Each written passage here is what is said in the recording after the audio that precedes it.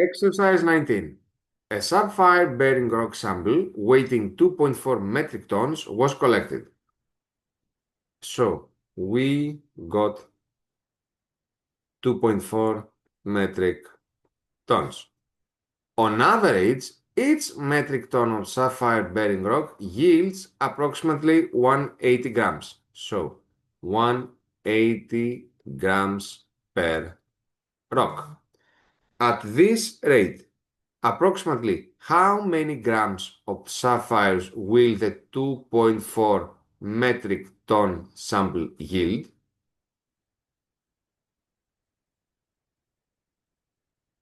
Sorry, so the ratio was 180 grams of sapphires per 1 metric ton.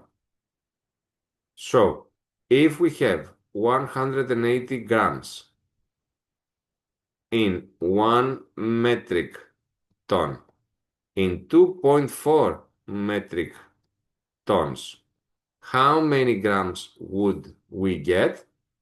I formed this proportion here, 180 over x is 1 over 2.4, from where I can get that by cross multiplying 180 times 2.4 is equal to x. I'm going to use my calculator, 180 times 2.4, that would have been 432.